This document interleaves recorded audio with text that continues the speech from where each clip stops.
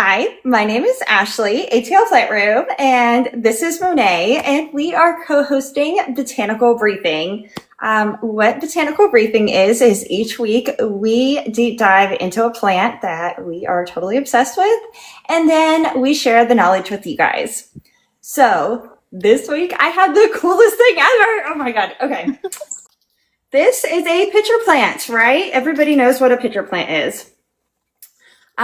This one is not the species we are going over, but we are going over a pitcher plant. So I brought this up to explain it. Pitcher plants are really, really cool.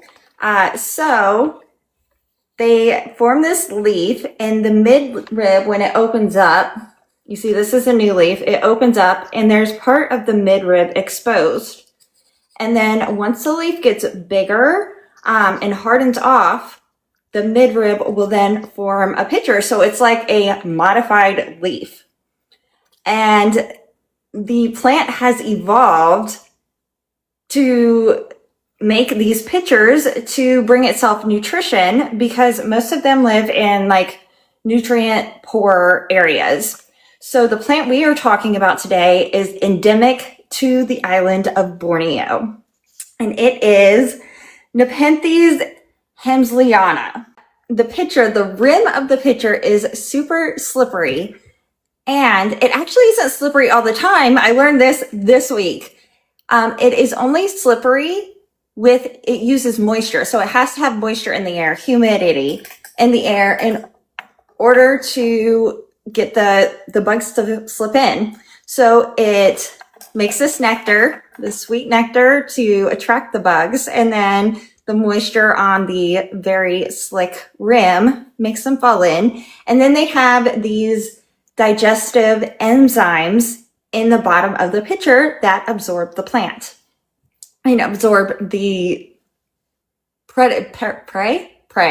It's a predator, absorbs the prey. The digestive fluids consist of enzymes and viscoelastic biopolymers, which drown the prey and then digest the prey. Today we are talking about Nepenthes hemsleyana, which not only does everything we've just discussed, but it's even cooler because it has a symbiotic relationship with bats, or like a unique relationship with bats. Specifically the woolly bat. The Hardwick woolly bat. So the hemsleyana has evolved to make this broad exposed back wall that is just big enough for the bat sonars to reflect off of it and be able to see it. Yeah. The paralyzed grower sent me these photos. So you see the back wall right there? It's like exposed. Oh. And this is the little bat, and it looks like it's big, but it's like only like this big, that little bat. That is the cutest thing I've ever seen. I know. So the bat uses this, the pitcher has been modified to where it has like a slim top, but then at the bottom it kind of like goes in so that the bat doesn't fall into the digestive juices.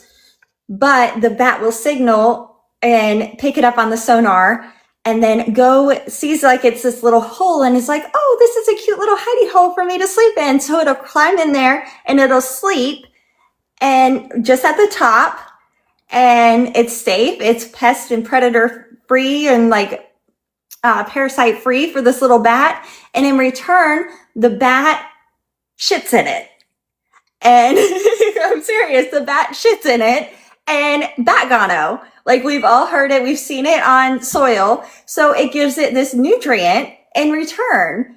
So they have this symbiotic relationship that it helps the plant coexist with this little bat. And I think it's just the coolest thing ever. So this is like what a regular pitcher looks like. And then this is the hemsleyana. And it also still flowers. Now, the really cool thing about Nepenthes is there's male and female flowers. And unlike anthurium, where if you were to cross one with the other, you would do like the whole inflow. These things are so long that a lot of people, and they open up over different days, that a lot of people will split them in 2 or 3 and do like 2 or 3 different hybrids on one single flower stem. So your plant is either female or male. And if it's female, they'll split these up. But I can't remember how to tell the male or the female is pointy and the other one's rounded. I think this is male. I might be wrong. It might be the other way around. So here's another one of those in the wild. So this plant, swampy peat forest in Borneo, 200 meters to sea level. Like, that's how low. So super wet, humid, swampy, crazy, right? I couldn't find how big the plants get. At one point, I saw that the average plant gets 16 inches tall.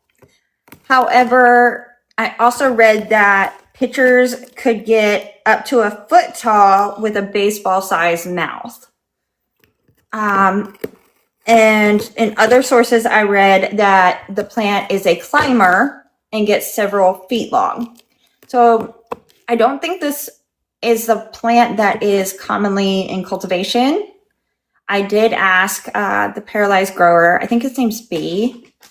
Yeah, okay. I did ask B if they had one in their collection, and they were like, no, I wish. And then I was looking online, and I couldn't really find any photos of it like that. So I'm guessing it's not commonly in cultivation. That is so interesting. And yeah, that's pretty much. Can you hear Ozzy over here chewing up everything? Yes. Yeah. Is it a box? It's a box and a bag of soil. He thinks it's food. Love that. Even though he has a new bowl full of food. I just fed him right before I did this. Everyone's mad at you over there. Yeah. But yeah, does anybody have any questions? I may or may not be able to answer them.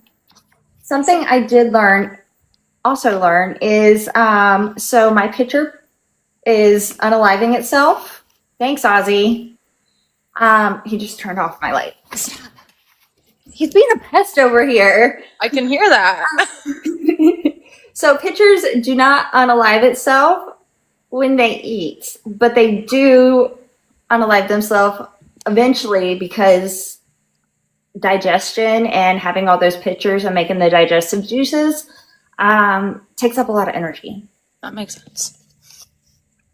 I did feed mine this week. I feed them isopods that have passed. Oh, they eat unalive prey? Mm-hmm. Mm-hmm. Yeah, they don't have to be living. I don't know why I thought is. Interesting. Mm-hmm. Yeah, you can feed them the osmocote little balls and like succulent little balls, and they'll eat those too. You can just like feed them fertilizer? Yes, the balls, like the... Yeah, slow release? Mm-hmm. Huh. This week, Monet was very busy with botanical garden things and did not do the research. So Ashley was gracious enough to send over this really cool plant. Today we are talking about the Monstera with the largest inflorescence, which is exciting. It's a really, really cool plant. So we're talking about Monstera titanum. This is, like I said, the Monstera with the largest inflorescence. The stems are dark green with white dots. The petioles can be up to 95 centimeters long, and the inflorescence is up to 95 centimeters in length as well. Spathe is 1.5 feet. I have a photo of this. Let me show you. It's crazy. Okay, so this is our friend Mick with the Monstera titanum inflorescence. It is twice the size of his head. This flower is huge. And here is another grown man, also twice the size of his head. That's Orlando, by the way. Orlando. Just 2 men. It's a huge flower.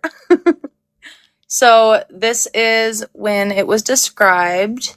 This was discovered by our friend Mick. And it says that it was in Panama. At 1450 to 1480 meters in elevation. So definitely rainforest, super humid. They were looking for Monstera penmensi to publish it. And Mick went on a walk about 30 minutes up a hill to see what he could find. And as he was walking, he looked up and saw a giant white flower. He had never seen it before. So he sprinted down the mountain to go get the rest of the group and brought them back. And sure enough, nobody had seen the flower before. The Monstera itself was fairly common in the area, but no one had ever seen that giant inflorescence. So it was described as a new species. Ashley, do you have anything else to add about this cool plant? So I believe this one was discovered first, and then the Monstera gigas that we did the other week was discovered on the same trip a couple days later. That's why I was like, I got to tell you about it another time, the rest of the story. Mm-hmm. So they replaced it to titanum after Amorphophallus titanum. Mm-hmm. So that's where it got its name. I love it. Flower. Yep. That's such a good plant. Yeah. Do you guys have any questions about this giant Monstera flower? So I did not show you guys this photo when I was showing y'all the gigas last time. Oh my gosh, that's one leaf? Yeah, that's one leaf in an SUV. The back of an SUV. That really puts it in perspective. Right? Jeez. Like Nick, who's behind Monet right now, is 6'1". Yeah, he's not a small person. The average size for that, so they can grow up to over 100 feet tall. The titanum has a smaller leaf size than the gigas, but the gigas has a smaller flower than the titanum. That's interesting. Yeah. Like the gigas is long and narrow, and that one's short and wide at the leaf. Is it anybody else hopping on with us and going to share a plant? Yes. I was wondering about that. I thought someone was joining us, but I didn't know who.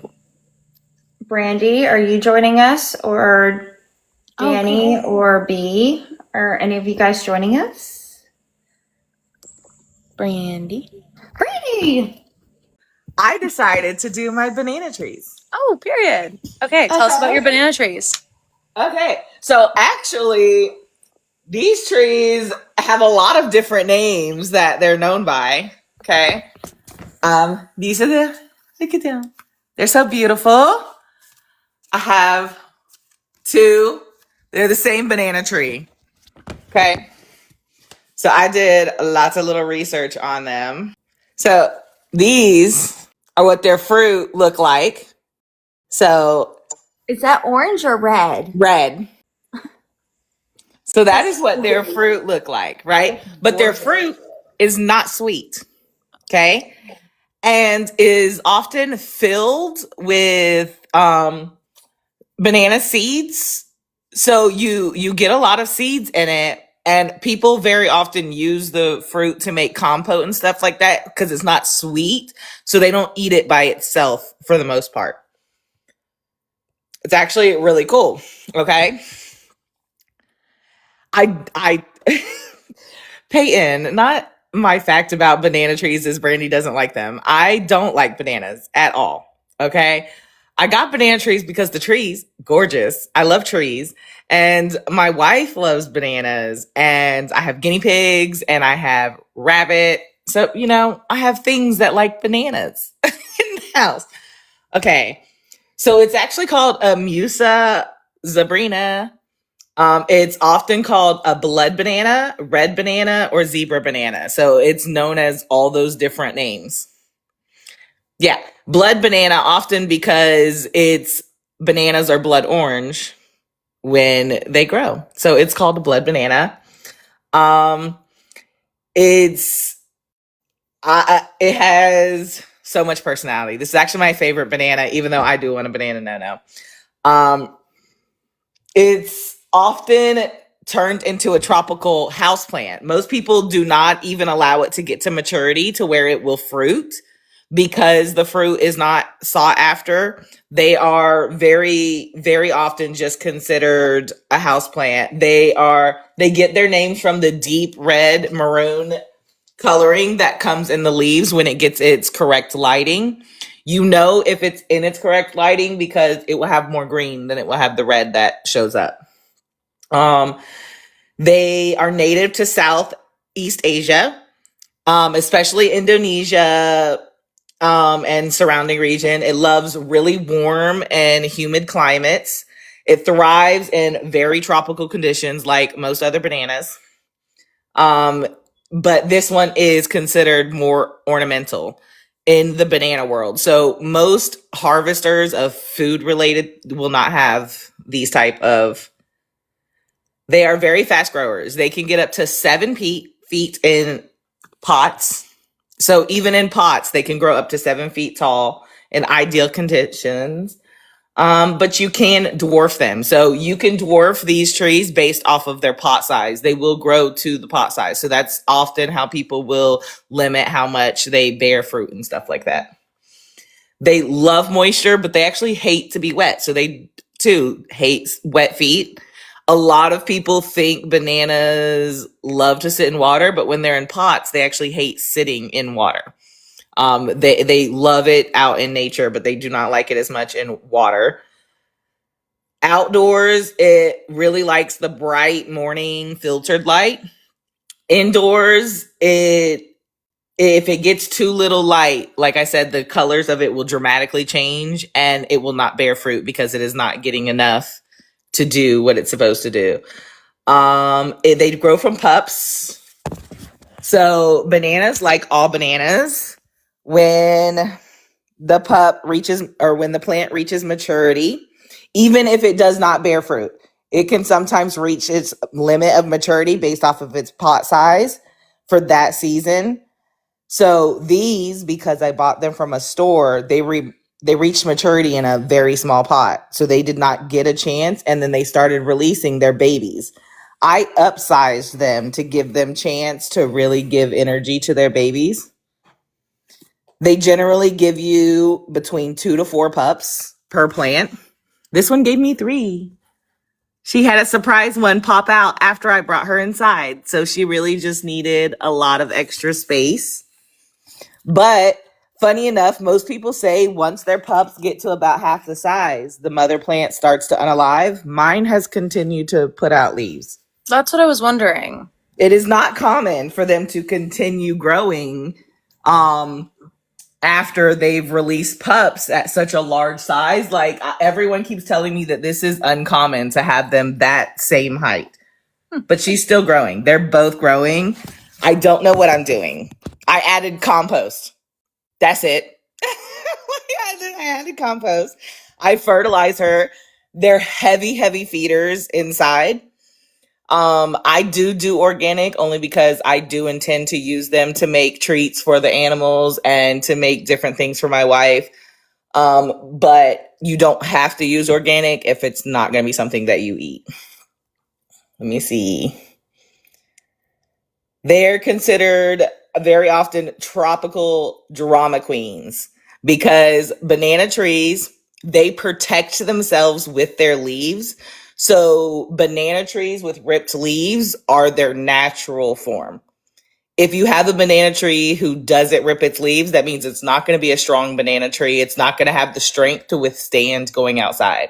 So they even suggest, this is one of the trees where you'll see videos where people are like, really give it that jungle feel. So they'll like throw it in the tub and shake her around and make her feel like she's in the forest, because if it doesn't get it, when you put it outside, it's going to go through this huge shock of trying to adjust now to the outside.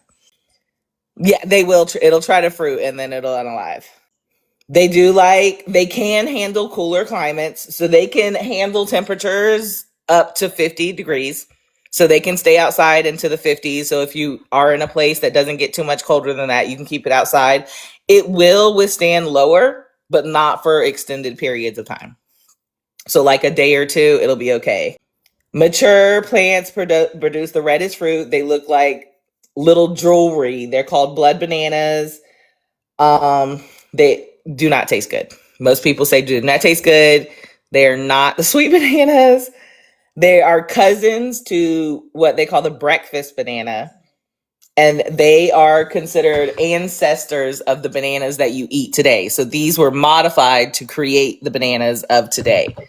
They're one of the original genetic modifications.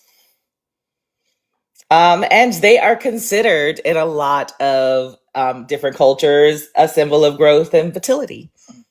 So I just thought that was because, in plants, we're always talking about growth. We're always talking about creating more of things. So it being a symbol of that, when it does it, it literally gives of itself to create the next generation. I just think it's beautiful. So yeah. I love that. There's so many types of bananas. It's actually crazy. It was so much research had to go into actually identifying this one, because there are 3 different types that release it, but their patterns are very literally. It's like looking, when you have people that are like, oh, I like to wear like camouflage, but then you show them camouflage and you're like, oh no, I like the military like it's like 6 or 7 different types of camouflage. Yeah. It's like that. Mm-hmm. It was like me literally looking per leaf and looking at the way that the patterns work in the leaves. It reminded me of Pearls and Jade. Yes. And please leave me alone. And the Rios and all that. Yeah. But I didn't realize that their bananas that they produced were like the ones you could just peel and eat. Which you can. It's completely edible, but they're like, don't do it. It's gross. So maybe the guinea pigs will at least eat them? No, so the guinea pigs will actually love them. They're known to eat them when they fall from trees in the wild. But also, if you let them fall, they do get a little bit sweeter. Most people pick them, though, bananas before they fall, because they can also start rotting. Right. So like it's a cross between, some of them will be rotted, some of them might be a little bit sweeter. But yeah, they're often just used in like compotes and different things like that. So is that one able to be in 7B, the growing zone? I believe so, yes. But it will not be able to be outside the entire time. Yeah, they'll be good for cooking. Okay, so it'll be good for cooking. They said it's a good additive to stuff. It has a decent flavor. It's just not a sweet flavor. So if you're looking for a sweet banana fruit and stuff like that. But also they do actually grow really well in canned fruit indoors, 100%. Huh. Yep. If you have the humidity of an anthurium or an alocasia, you can keep it. And if you have a strong enough light, I literally just have one Sansi light bulb. Every new leaf, it has put out 3 new leaves since it came inside, and every single one of them has had its variegation. And the babies have grown. One Sansi light bulb. Sansi lights are strong. Yeah. It's not, it's kind of like a plantain, but not in the flavor. The flavor is like a banana, like an unsweet banana. I don't know that's how it was described by everyone who had tasted it, is an unsweet banana. And I don't even know how to explain that because I actually don't like bananas. So sorry, you guys. So we have 2 banana haters on the screen, and I'm the only one that doesn't grow a banana, but I do like them. So that's confusing. So everybody was asking about the ice cream bananas. So they are a dwarf compact banana. I've been growing it outside, and I lived in 7B, but now I've been moved to 8A, I think. We're in the same season. You can grow this outside half the year. So the ice cream banana is the one that I grow, and it stays outside all year, and apparently it tastes like a banana split. I think Danny was asking about that. I haven't tasted it yet. Mine hasn't gotten big enough. It's only about... Has it released pups or anything yet? No, it's only like 3 feet tall. Okay. You could get one and put it outside though, Brandi. Huh? You could also have one outside. Ice cream. Yeah, that's what I was asking, because I can share a pup. We can swap pups. I love banana trees. Don't like bananas. I don't want to eat the trees or eat the bananas, but I want the trees. I love the way they look. They are visually pleasing to me. I want to try the banana flower, because I know in some cultures they eat the banana flower, but I've never tried beautiful. I tried getting a picture of the banana flower, and every single time that I got a picture of it, it looked really blurry and disgusting. But the banana flower, look up the banana flower for the Zabrina. It's like the Zabrina, it's the blood orange banana or the blood banana. It's absolutely a gorgeous flower. The flower is beautiful. But every single time I took a screenshot of it, it was the blurriest thing I've ever seen. It's like it didn't want to be photographed. I'm Googling right now. I want a pomegranate tree. I am super interested in dwarf trees of everything. Every fruit. Look at that. There it goes. It's so beautiful. Look at that banana tree bloom. That's so pretty. Yeah. I want dwarf trees of everything. I want them all over the place. I'm obsessed with them because they're beautiful, but also they produce food. I'll show you a plant that doesn't look very unusual at first, but it does something very unique in the plant world. And this is Guarea kunthiana. It's kind of somewhere between a tree and a vine that grows in Brazil. And basically something that's a characteristic of basically all plants that make seeds. So all plants above ferns is that their leaves grow to a certain extent, and then a fixed point, and then they stop growing. It's called determinate growth. So, we think of leaves and we don't think of something that keeps growing. But this is one of only two genera of all plants that make seeds, from cycads all the way up to flowering plants, that has leaves that keep growing indefinitely. So in this genus, basically this whole structure here, which looks more like a branch in many ways, but that is actually a compound leaf, and these are leaflets. And at the tip, it has a little tiny bud here, and that produces new pairs of leaflets indefinitely. So this leaf will just keep getting longer and longer unless something damages this little bud, and each of these leaves has one. And there was a professor at Fairchild Garden, Dr. Jack Fisher, who was on my PhD committee many ages ago. And he had done very interesting research on this plant, where he had actually grafted these leaves onto a seedling of the same species, not this particular Guarea species, but another one that grows in Puerto Rico. And he found that because these leaves will actually get woody like a stem, they actually will you're starting to get a little brown at the base, so they'll get woody and thicker, just like a branch. So they behave a lot like a branch, but they are leaves. And you could graft them like a branch, but they will just grow at the tip. They won't ever make any other buds. And if you damage this bud, then they just stop and they will never grow again. And then they gradually drop their leaflets, like this one. This is an older one that's dropped all but the last pair of leaflets, and then it just kind of will go on growing, just sort of like a branch, but without all the buds. Like a branch, if this were a branch, it would have a bud where each leaf attaches to the stem, but this isn't a stem, it's actually a rachis of a leaf, basically an extended petiole. And another very weird thing this plant does, as if that wasn't weird enough, is that it actually simulates being eaten by herbivores. So these little cutouts at the edge of the leaf looks like something's been nibbling on it.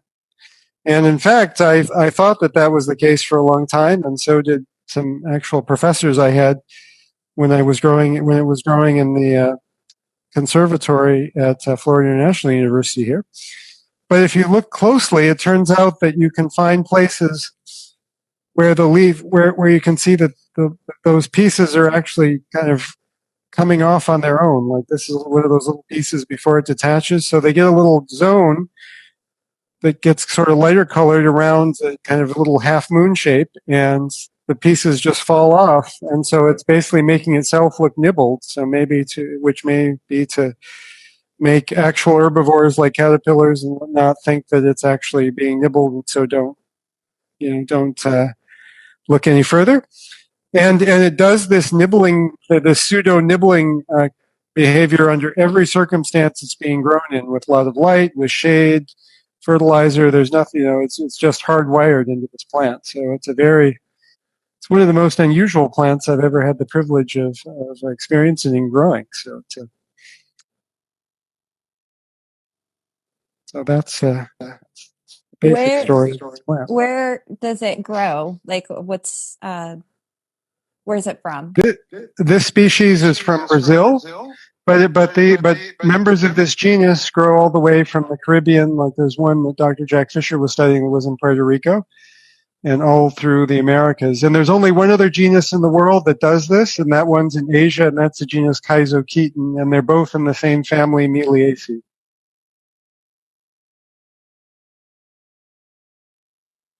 So it's got like sacrificial tissue on its leaves that just burns away.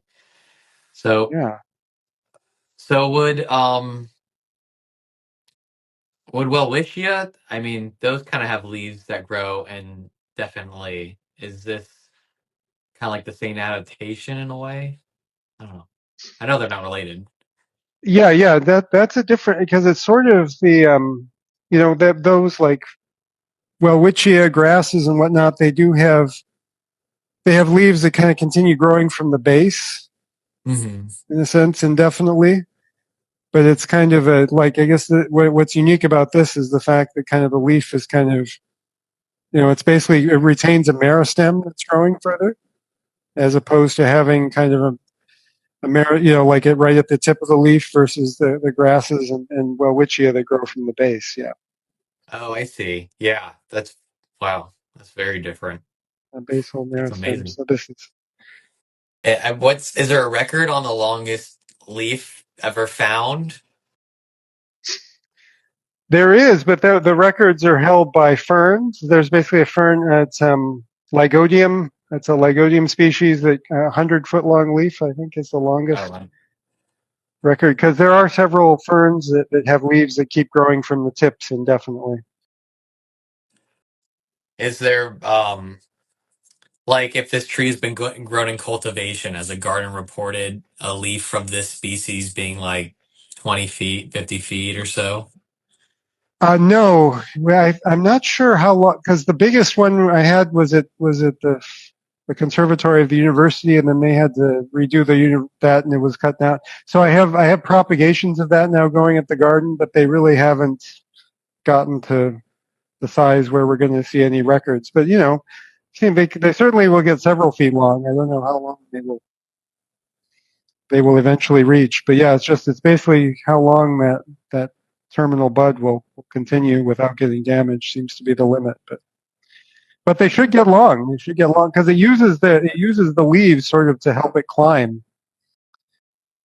Because it isn't really entirely self-supporting. It starts to lean and just kind of work its way through the forest. So we're going to be discovering how long it might be, because this is the first time I've had one in a condition where it's just free to grow in the rainforest at Fairchild. So. Why do the leaves grow indefinitely? Do we know if there's a reason?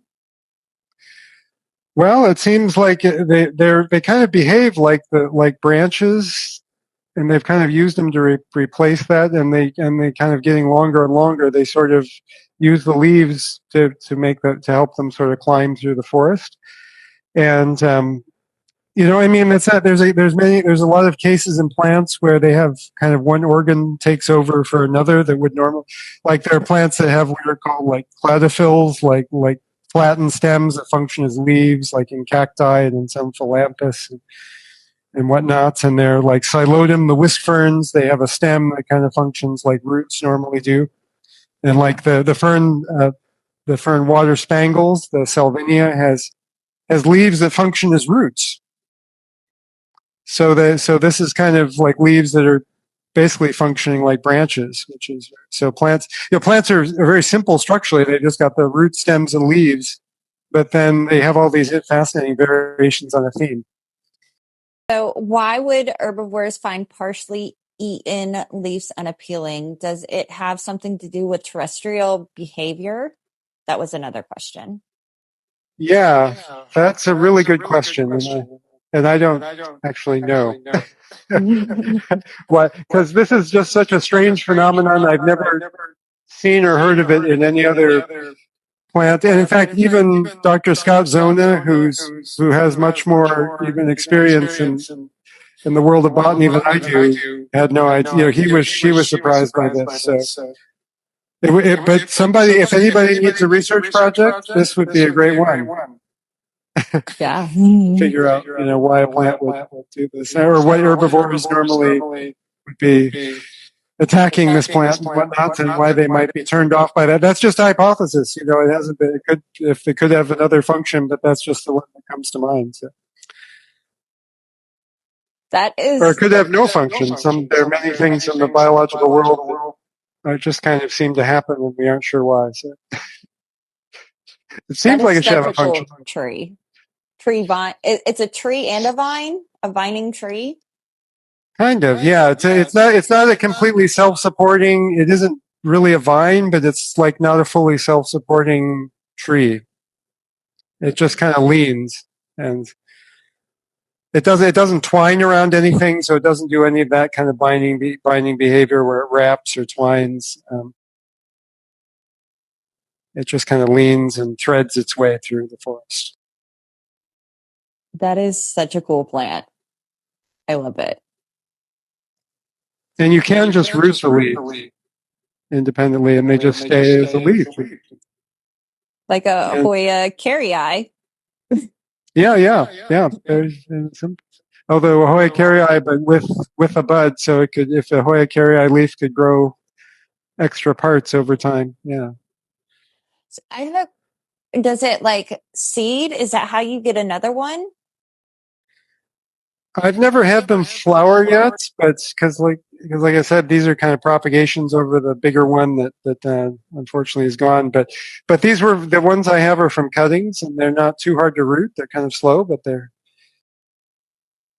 you have to know what to root because these look like branches. And in fact, at one botanical garden I gave it to, I saw some pots when I visited where they'd rooted leaves, thinking that they were stems. Because if you didn't know the backstory, I would have thought that those were actually branches. They do look like branches, but you actually have to actually cut the top to make sure you have an actual, and then it'll create a replacement bud. But if you don't chop off the actual main stem, you just have a leaf, an eternal leaf. Was that eternal leaf like growing out of that pot? Like, could you over time you just get one long snaking leaf coming out of a pot? Yeah, absolutely. So well, that's basically what Jack Fisher did, what Dr. Fisher did many, 30 years ago when he grafted leaves of another species of Guarea that's at Fairchild. Right on the stem. Yep, and he just grafted them onto the stem, and they just kept growing, and and if you destroy that bud, they just stop. Because if it were a stem, there would be buds at each of those leaf axils, and it doesn't have them. So it's structurally a leaf, but then it's got this extra bud at the end that just keeps going and going, making more leaflets. I'm going to have you text me the name. I was trying to figure out how to spell it earlier, and I did not do a good job. Okay, great. So I can put that in the chat here too and text it. Thank you. I like that it's a lazy tree. He just leans. Yeah. Yeah, because it's sorry. Go ahead. Because I think it grows in. I think it's like it's an understory tree, so it's like instead of creating, using a lot of energy to support itself to climb through the canopy, it just said, well, there are already trees here, so I'm going to use their stems. So it's kind of it's doing sending off a lot of interesting signals. Like it's using leaves as stems, and then it's it's nibbling itself, and then it's leaning on other plants. That's what the vines and lianas and a lot of aroids do. They just use to get up to the light. They're just going to climb the already present. So if you can tolerate the shade of the understory, you might as well do something like that. Use the trunks that are already there. Yeah, I'm going to be talking about Triphyophyllum peltatum. That's how you spell the name. It's backwards, I know, but Triphyophyllum peltatum. And the genus literally means threefold form. And it's called that because this is a vine. This is a type of plant that makes three different kinds of leaves at three different distinct life stages in its environment. So the first leaf is a juvenile leaf, very kind of slender looking, almost like a Dracaena leaf. The second kind of leaf it makes is actually a carnivorous leaf. So here's a little kind of photo of it right here. So what's really amazing about this plant, you can kind of see those are the regular leaves, and then it makes this long, almost Drosera, Drosophilum type leaf here, filled with mucilaginous, things to capture insects with and digest them. And what's really unique about this plant is it's actually facultatively carnivorous. So most carnivorous plants are obligates in terms of their carnivorous nature, like Nepenthes, like you're talking about, or Sarracenia, the Venus flytraps. That's just part of their leaf form, is they can just able to digest nutrients from digesting insects. This plant, when it's from very nutrient poor soils, native of West Africa, kind of the rainforests of like Sierra Leone and Ivory Coast, and when it's experiencing a phosphorus deficiency, they found in some tests, this thing can actually produce a carnivorous leaf and thus gain its phosphorus and other nutrients by digesting insects, seemingly on command or when it reaches a certain level of nutrient deficiency. It just becomes a carnivorous plant. So that's the second type of leaf it makes. And then it's actually a liana, which is like a woody vine, a woody climber. So once it's gained enough, energy from the bottom of the rainforest floor, maybe from digesting insects, it shoots off into a vine, and the leaves develop these hooked apexes, like right there. And that's how it's able to climb over the canopy, just by putting out these leaves, and wherever the leaves grow, maybe there's another branch or another liana it can snatch onto, and it uses that as support.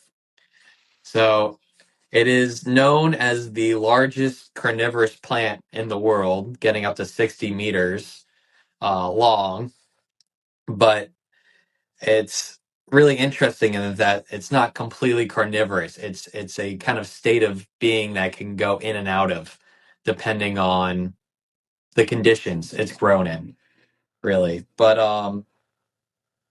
so uh, it also has some interesting ethnobotanical uses, like in folk medicine. It's used to treat malaria. It's from a region where malaria is very common, so that's very helpful. It can also treat elephantiasis, which is a disease where certain parts of your body will enlarge. If encountered with it, you get disfigurements. It's able to treat that, and apparently, it has a lot of promising benefits for treatments against pancreatic cancers and leukemia cells. So there might be even some medicinal use in this, but it's not very common in cultivation. There's a few botanical gardens in Europe that have it. Um, very few private collections. With Stuba, which is a carnivorous plant grower out of Germany, actually just offered it for the first time commercially this summer. They were auctioning a little seedling on their website. But it's a very, very interesting plant. So its species, peltatum, is in reference to the seed it makes. And it makes a very, very pretty winged seed that looks like this. So the seed would be right here in the middle, and it creates a papery kind of sheath all around it, like that. And that's used to distribute the seeds. So you can imagine it's a vine, it climbs up really high in the canopy, and it wants to, spread its seed around. So and once that's ripe, it would fall off, the wind would catch it, and it would sail away off to somewhere and hopefully germinate in the forest floor there. But yeah, it's also in a family. The family's called Dioncophalaceae, which is a very small family. There's only three genera in there, and each genera is monotypic, so there's only one species per genus. So there's only three species of plants within this, and they all have that kind of hooked leaf on the end. And I saw a comment here: can it have all three leaf types at once? Uh, it cannot be in the juvenile and the mature stage at the same time. It can't have those long, slender leaves and those hooked leaves. maybe at different parts of the plant, if those juvenile leaves persist at the base and then makes the hooked ones above, perhaps. But from photos I've seen, that third carnivorous leaf can be produced at the juvenile and the adult stage if needed. So it's a very interesting form of adaptation. It kind of, is this, and if you're growing in like a rainforest where competition is really, really tense, and you were able to just produce a a leaf where you can get nutrients not from the soil like every other plant around you, I imagine it helps. But unfortunately, it is very endangered in its habitat. There's a lot of land clearing going on in this region, especially for palm oil plantations as well. But there's a few people, a few gardens too, trying to uh, protect it ex situ. But yeah, Interesting. I'm wondering how much the one on auction sold for. I tried looking for it. The I did see a comment saying that it went for 1,300 euro. That's not as bad as I was expecting, honestly. No, no. I think it's just a very like kind of Niche. uncommon plant niche. Yeah. Hmm. The carnivorous plant um culture is already kind of a niche, and this is like a little niche within all that. And also they say it's very hard to I mean, they say it's hard to cultivate, but I wonder how it would do in conditions like Florida, where we're subtropical and probably more closely related to the climate in Sierra Leone rather than like a greenhouse in like Germany or something like that. Yeah, that would make sense. Yeah, so this is like Drosophilum, the dewy pines from like Portugal and stuff. So that's kind of Okay. This is similar. kind of what I was seeing the first time, but Oh, yeah, okay. it looks very different. Very different. Yeah, the flower part of the Nepenthes. Yeah. Come join us live on TikTok at 8 p.m. every Thursday. If you enjoyed this video, check out the other episodes or whatever YouTube thinks you'll enjoy next. See you next week. Bye.